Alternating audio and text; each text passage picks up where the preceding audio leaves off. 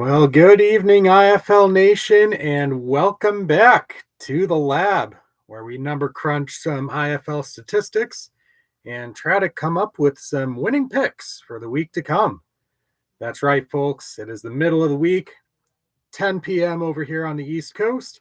It is Wager Wednesday in the Indoor Football League. I appreciate you taking some time out of your evening to check some of these picks out.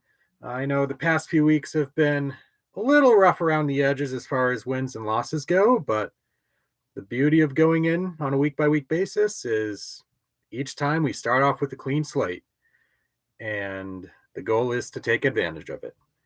For those of you who are new to the IFL or my channel, welcome aboard. My name is Alex Schuberth. I am an IFL contributor over at Sports Coast to Coast. They're a Pacific Northwest-based sports forum site that specializes specifically in the coverage of the Indoor Football League and its 16-member teams.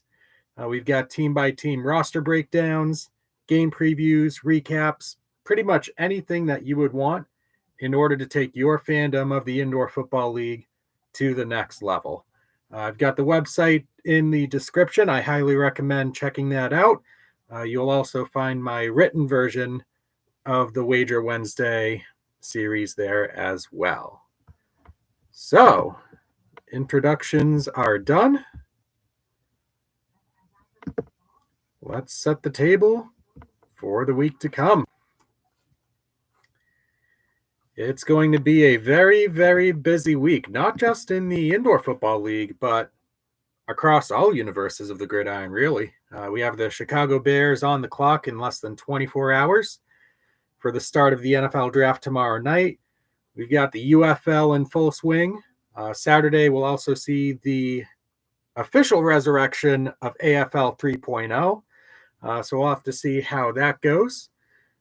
So great time to be a football fan in general. There is definitely at least something out there for you if you're a fan of a specific league.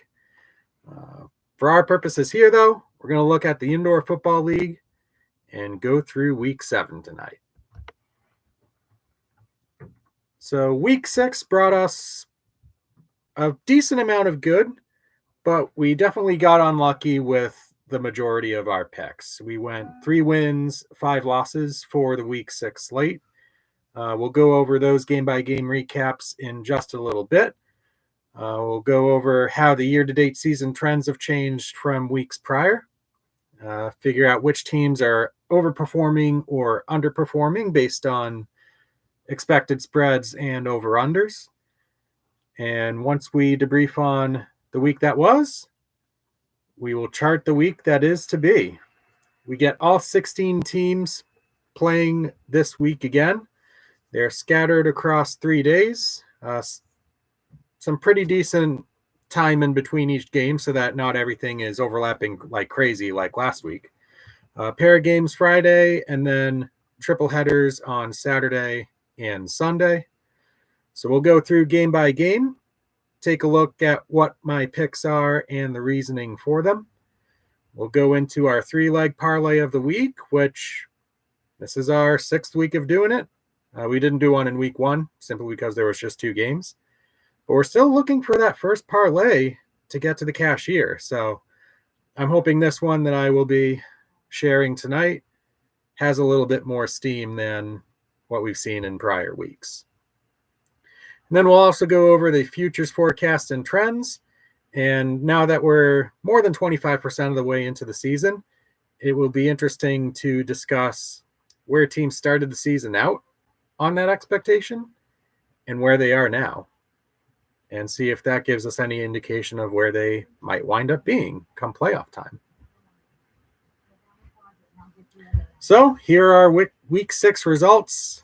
A lot more red than we would certainly like to see. We had a bad luck with our over bets.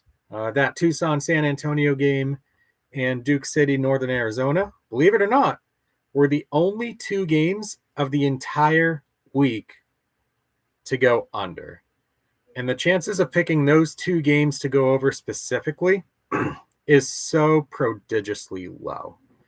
where we just have to chalk that up to bad luck. It sounds like an easy bailout reason, but come on. It was like 3% chance of picking that game, of picking the Tucson San Antonio game, and also picking Duke City, Northern Arizona.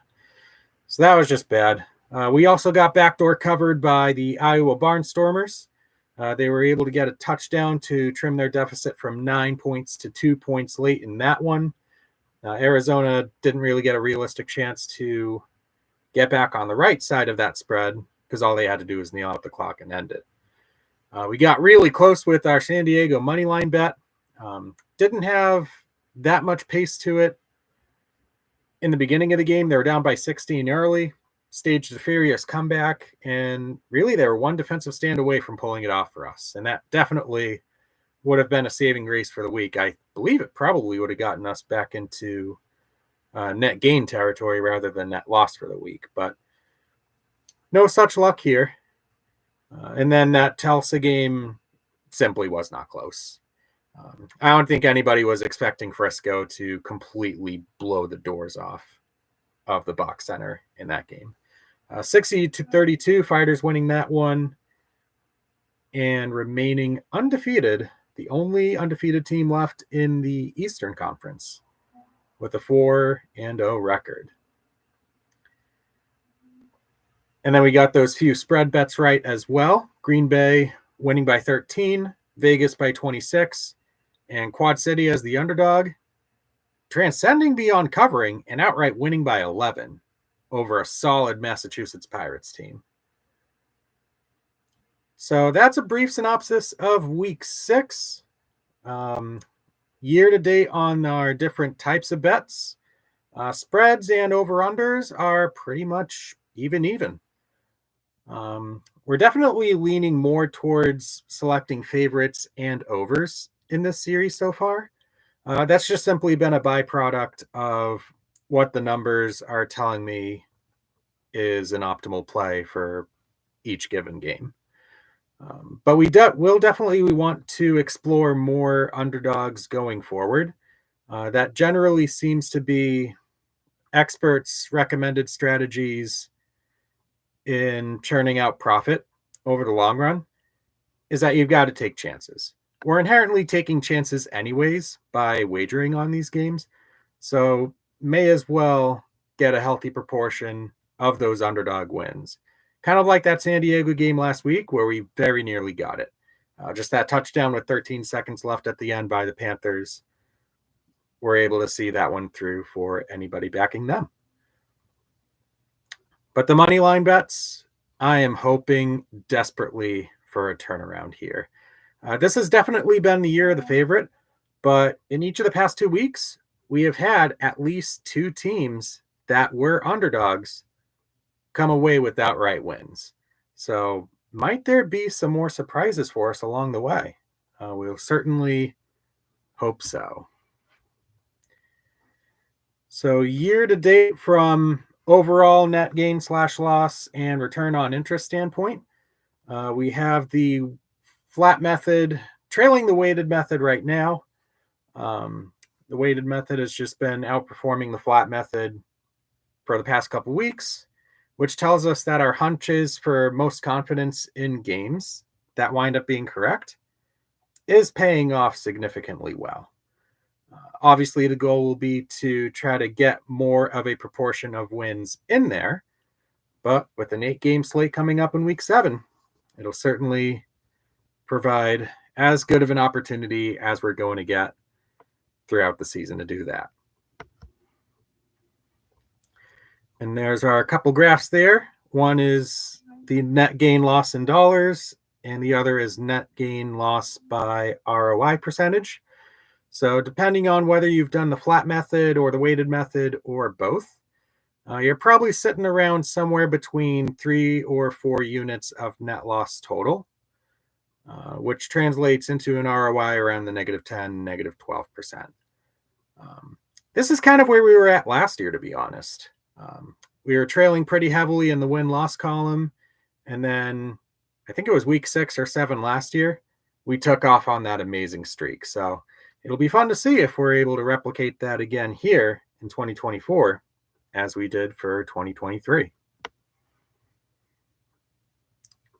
And year to date, over-unders, we have a changing of the guard. After the under started 8-0, the overs have come back with a vengeance. They are now up 17-16 on the season, fueled largely by this past 2-week stretch where games are 11-3 to the over. And interestingly, after conclusion of last week's action, every team has had at least one game go over and one game go under. So it's a pretty interesting development there. And we'll see how that sort of changes and tilts for teams specifically going forward. Favorites are still pretty advantageous against the spread. They are 16-9 since week 3, converting at a 60% clip over the past month or so. Sioux Falls at the moment is the only winless team against the spread. They have not covered in their first 4 games. Road teams with a 17 and 16 advantage against the spread.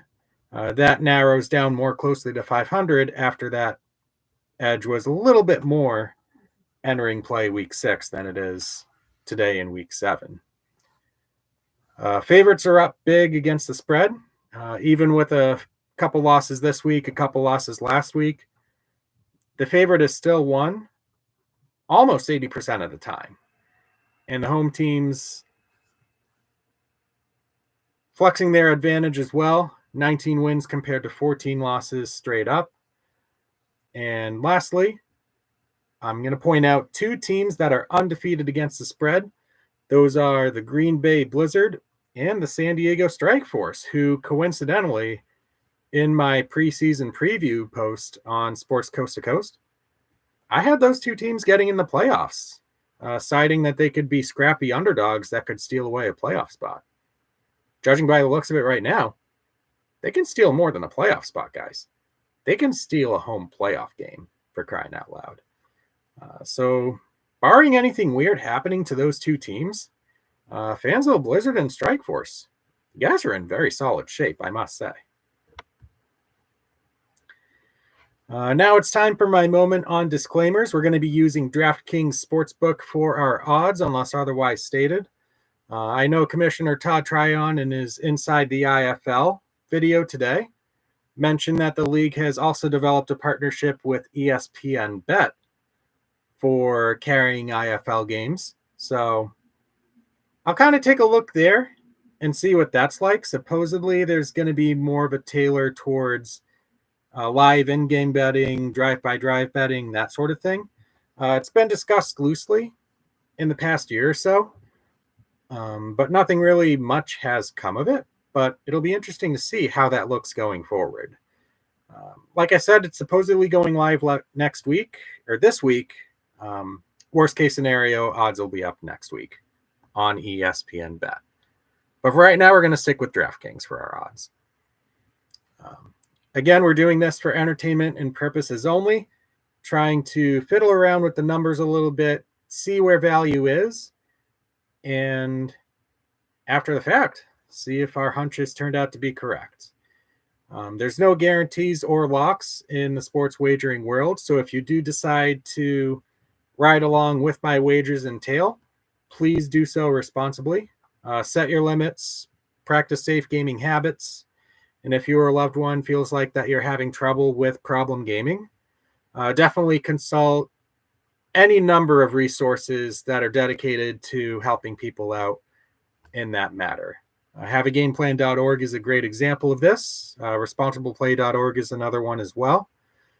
So definitely reach out if you have that hankering that the gambling might be getting away from you. So with that all said, it is time to look at our Week 7 slate. It is another full house of 8 games, and we will begin things up here with the Iowa Barnstormers taking on the Green Bay Blizzard to lead us off on Friday night. This is the second meeting of the season between Iowa and Green Bay. The first one, coincidentally, also took place at Resch Center in both teams' season opener a little more than a month ago. This time around, getting an 11.5 as the underdogs. Over-under for the game is set at 77.5, and no money line bets are available. So Iowa, they looked really good. They put up 47 points against Arizona, came within 2 points of winning after being down 21 late, and Kyle King might be their new QB1. He's in 6 quarters since taking over in the Massachusetts game.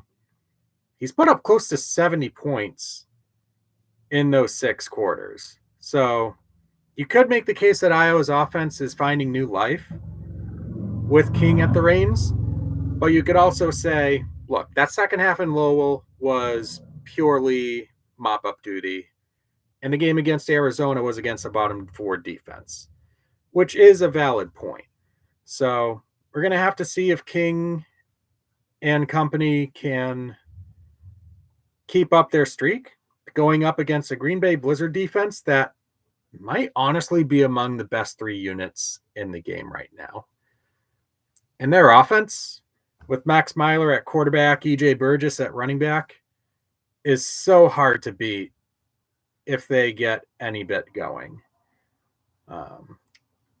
So in choosing this game here, I look at Green Bay's defense as the piece to this that's going to take this thing to the promised land.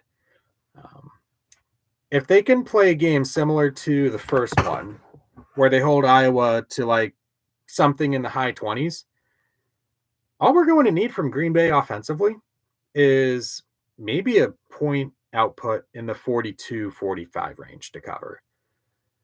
So for that reason, along with the fact that Green Bay is one of those 2 teams that I mentioned at the top that are undefeated against the spread right now, it's hard to go against them.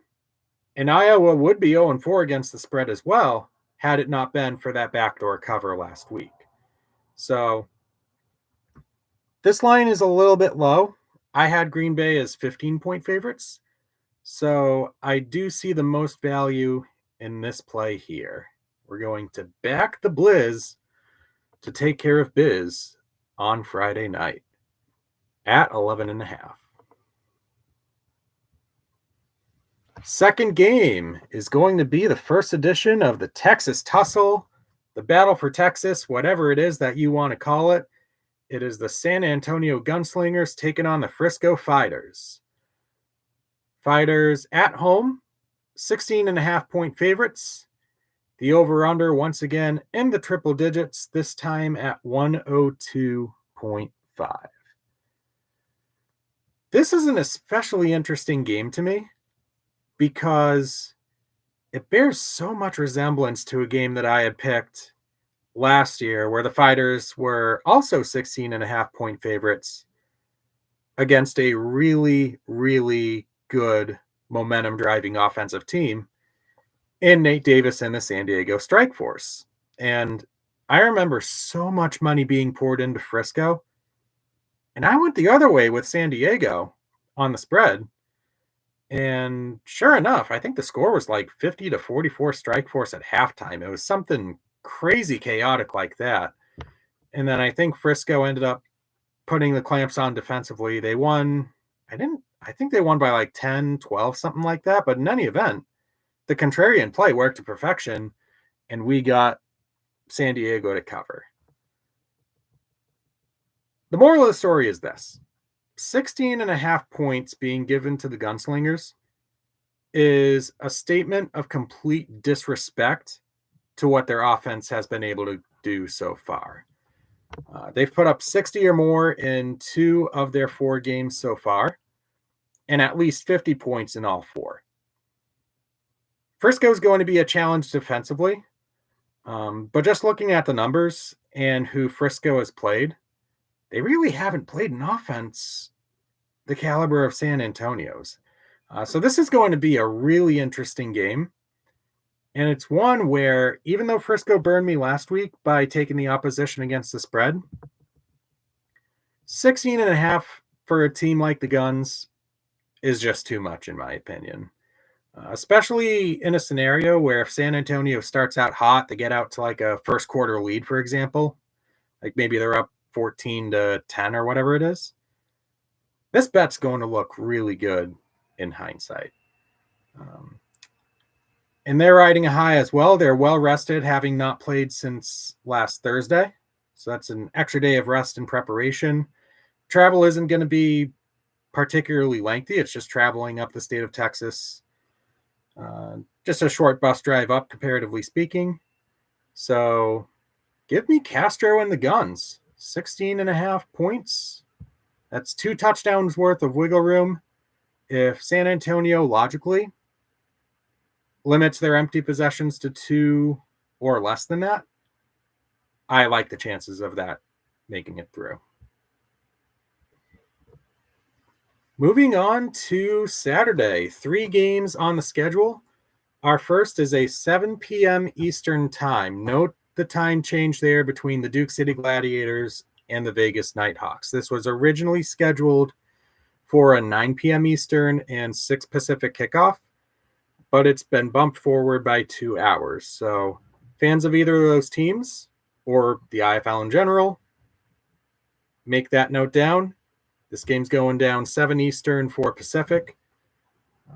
As far as the lines go, Vegas laying 16.5, identical to what Frisco's laying against San Antonio, with an over-under set at 86.5. Now, for this pick, you have to look at Vegas and what they've done offensively and really consider that heavily into this selection. They're the number 1 scoring offense in the IFL right now, almost 53 points a game. And in a really weird stat that I pulled earlier this week, on their past 18 possessions total, they have scored 18 touchdowns. Translation, they have been perfect for 2 consecutive weeks. And getting this game at home against a reeling Duke City team, there's no reason to suggest why they might not be perfect on the efficiency front again. If anything, maybe they get like a last drive kneel down or something that technically breaks the streak. But again, the point that I'm getting across here is that I'm looking at that over-under, and I'm telling myself Vegas can get us 75% of the way there all by themselves, basically. If they play to their average, all we need is 35 points from Duke City, and we basically have this over cashed. And I know there's going to be hesitation, especially with the egg that Duke City laid last week. They can't do that again. They're 0-4. They need to start executing at a higher level to where they can, at the very least, compete with the rest of the teams in their conference.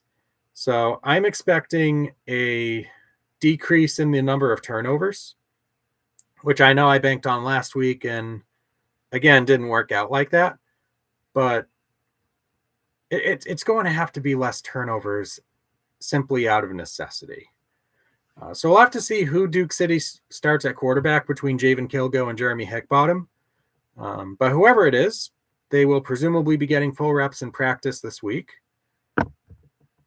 And again, this comes down to Vegas and them being able to score points at will. And I envision Duke City will have to play keep up. Like a 56-40 type of game is definitely possible. So give me Duke City and Vegas to go over that 86.5 threshold. Our second game of Saturday at 8 p.m. is the Fargo IFL Gridiron Classic between the Massachusetts Pirates and the Sioux Falls Storm. This is going to be a game held at Shields Arena at Fargo, North Dakota, basically at the border where Minnesota meets North Dakota. And it's going to be a showcase of 2 IFL teams as the Dakota Bucks, formerly the Bismarck Bucks, get prepped to resume play in 2025 which would put an end to a 3-year dormancy period. So, an exciting time for league fans in Bismarck, Fargo, and really the whole North Dakota area.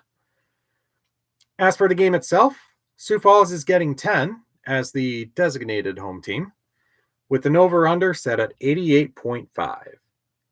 And I know what a lot of people are going to tell me about this. They're going to come back to me and say, Alec, the Pirates aren't playing in Lowell, but this isn't technically a road game.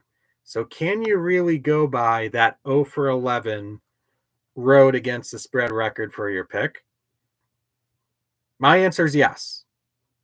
My answer is yes. If this game is outside of Lowell, or really the Bay State in general, it technically counts for me as playing outside your home arena, which gives me all the reason more to take Sioux Falls getting 10 points in pursuit of their first win.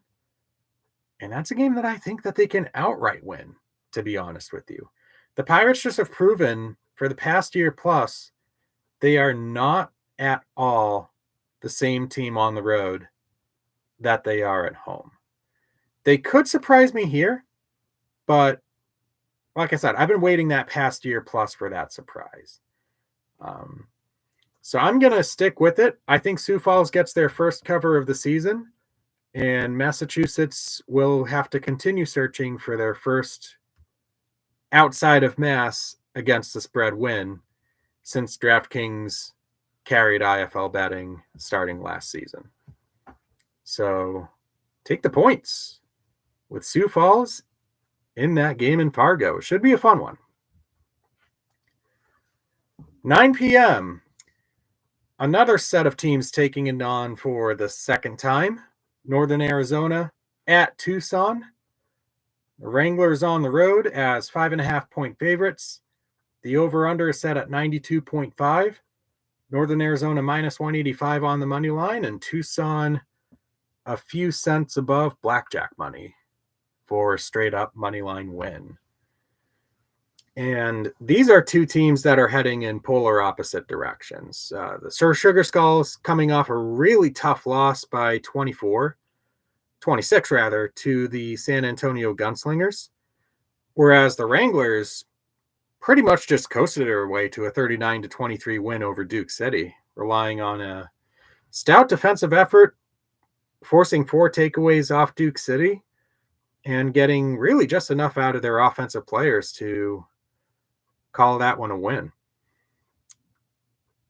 And the story for Tucson thus far, among their stories, has been a defense that has just been completely shot. We're so used to Tucson in the past few years possessing a really good above average defense. So far this year, not really the case. They're giving up over 51 points per game. Only San Antonio worse in that department to start the season. So this to me is a matter of the Wranglers shouldn't have any difficulty getting the ball up the field and scoring points. Unless, of course, they trip over themselves, which I'm not really expecting them to. So the other piece left to that is the defensive side. Can they stop Myleik Mitchell or Torrance Gibson or whoever starts at quarterback for the Sugar Skulls en route to getting the win? And even though it is on the road, I am very intrigued by that 5.5 number for the Northern Arizona Wranglers as the favorites on the road. Now, bear in mind, Tucson the past few years, they haven't exactly been the most dominant team at home. So if you take all of those things into consideration, I have Northern Arizona by 11 in this game, in a game that gets around the 94-95 neighborhood on average. So I'm going to back the roadside here to move to 4-1 and to do so in fairly convincing fashion. Sunday, we get a 4 o'clock game and 2 6 o'clock games, much like we did a couple weeks ago. Our 4 p.m. game will see Tulsa and Quad City, a pair of 2-2 Eastern Conference teams, battling it out. Quad City's laying 7 at home. The over-under is set at 82.5. Tulsa's plus 230 money line and Quad City minus 285.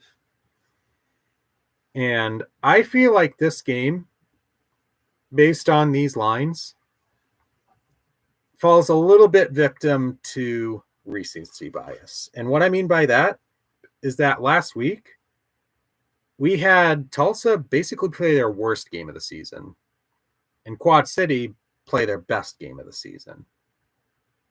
I'm expecting the result of this game to kind of be somewhere in the middle, which automatically puts this game to where I think it's going to be decided by one score. And without really any other money line bets to go by this week, Tulsa at plus 230 has insane value potential here.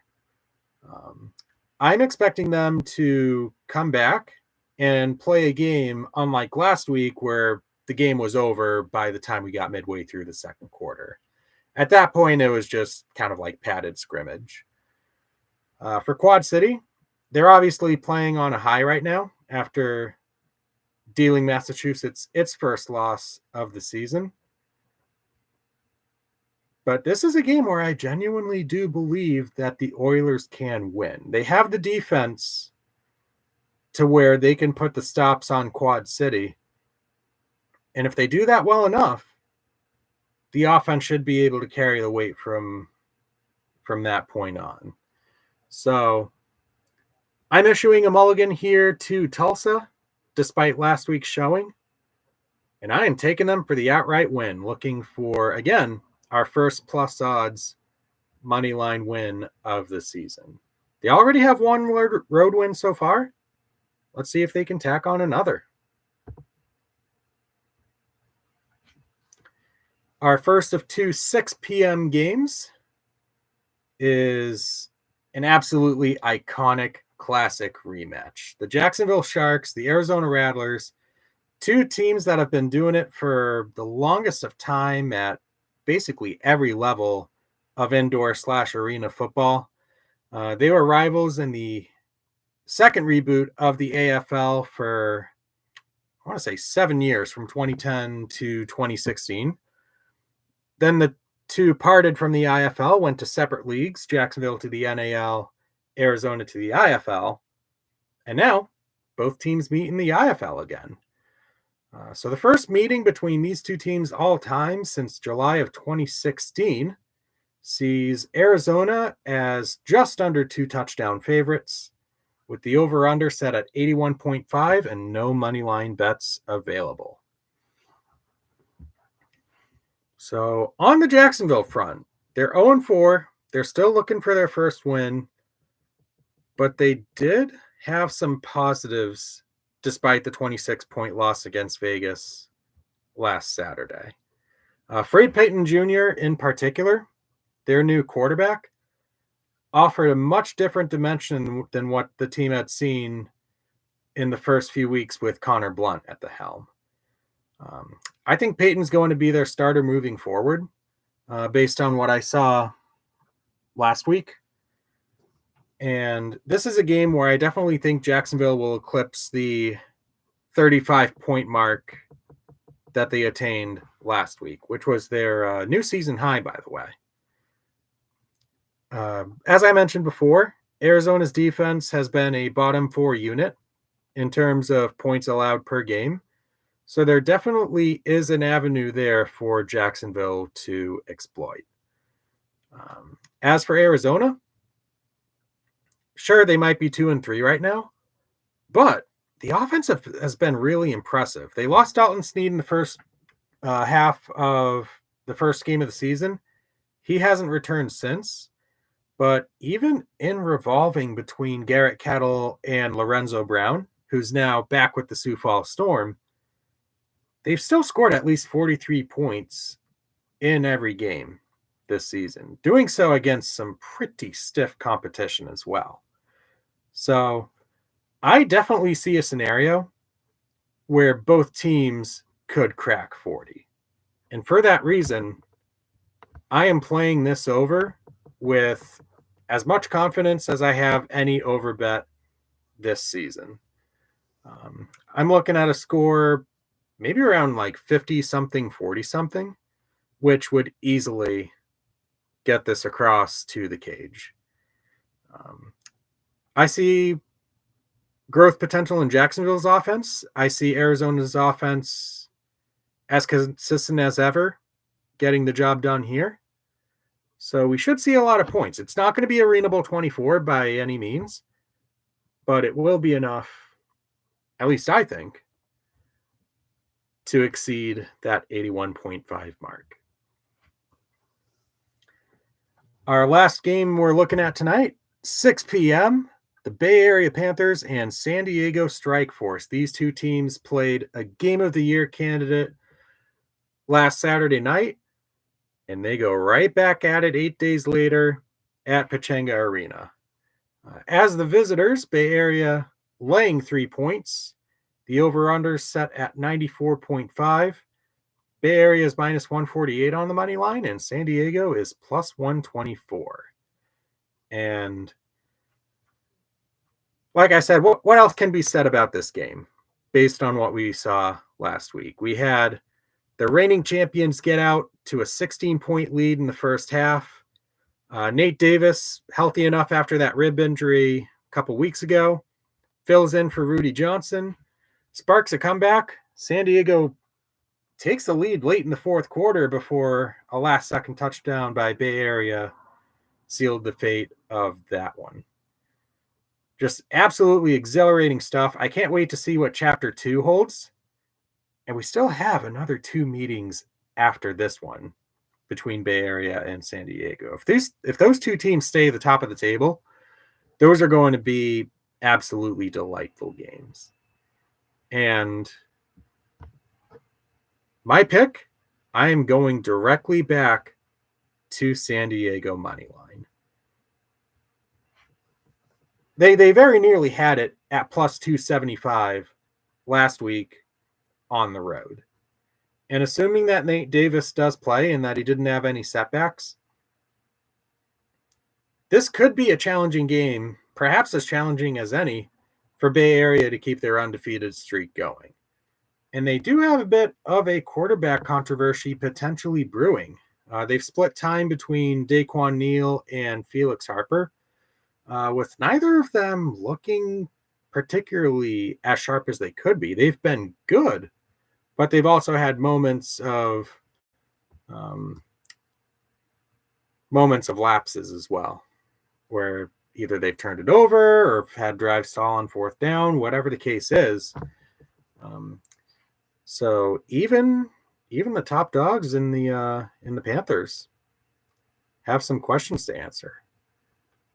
But I like San Diego here. It's another plus odds money line upset. Again, we're casting our net a little bit wider. We're going to have to moving forward. So it's hard to really bet against San Diego right now, especially considering, like Green Bay, undefeated against the spread. If they outright win, they keep that going.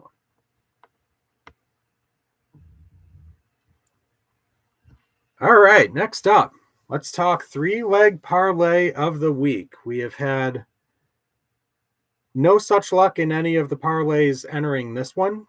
We've gotten either 1 or 2 of the 3 legs correct on each occasion. But I'm holding out belief that eventually we're going to reach one where all 3 do wind up correct. The first one that I'm going to be taking is Iowa Green Bay on the over. And again, the reason why I do like the over here, despite Green Bay trotting out a defense that averages just below 30 points a game, is the fact that anytime an over-under is set at 70s, like somewhere in the 70s, overs historically have had the dominating results. I think it's like going back to last year, 8-3 or 9-3 with games going over at this clip. So Iowa Green Bay over 77.5 is my first leg. My second leg, Massachusetts Sioux Falls to stay under 88.5. And there are a couple things here that really make this leg particularly interesting. The first off is the elephant in the room, is that neither team uses this arena as their home venue. So it could be a matter of getting used to pretty early in the game as to kind of like depth perception and things like that. The other thing I'm thinking of too is for the Pirates, Isaac Zico had to leave the game against Quad City. He didn't return. I'm not sure what his status is going to be either. And if he does wind up being out, that is a massive blow to the Pirates offense. So even if Zico plays, I definitely see this game staying under that 88 mark. Because both teams do like to play at a more modest pace compared to other teams in the league. And the last pick here for the 3-leg parlay is going to take San Diego to cover at that 3-point spread. Believe it or not, if this were the pick in last week's game, if this were the spread, this would have pushed because Bay Area won by exactly 3 points. But again, San Diego's 4-0 against the spread this season. It's going to be tough for them to keep that mark going against Bay Area, but they've proven so far they are certainly up to the task and won't go down without a fight. So that is my 3-leg parlay. If we put $10 on that, max payout is $69.57. Again, it is possible that San Diego spread bet could push, which would result in an abbreviated payout, provided that the 2 legs prior to it wind up connecting. So we will see if this one makes it through. I'm optimistic that it will. That over 77.5, especially if we get some big plays and short fields, should at least see this thing through beyond the first day. Now it's time to look at the futures. This is a market that attempts to predict the championship winner. That game going down on August 17th at Lee's Family Forum in Henderson, Nevada. Right now, the top of the list is Bay Area, Frisco, Mass, Vegas, San Diego, and Arizona. From there, you have a sizable jump in odds to what is basically the middle of the pack with the Wranglers, Green Bay, Quad City, Tucson, San Antonio, Tulsa.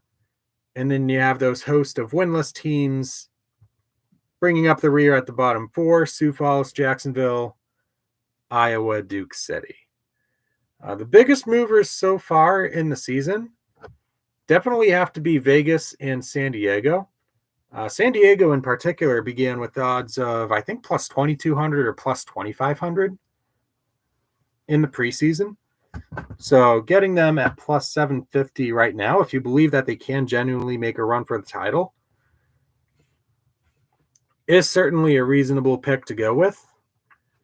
Jacksonville, on the other hand, is a team that started around the plus 1,000 neighborhood and have since bottomed out to having the longest odds to win, needing to recover from an 0-4 start to be able to make any noise.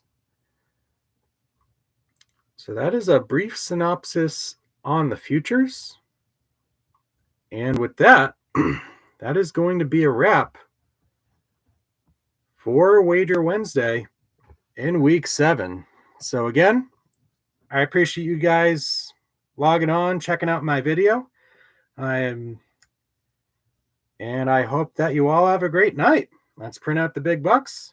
I will see you at the cashier. Catch you guys on Friday for the start of the week.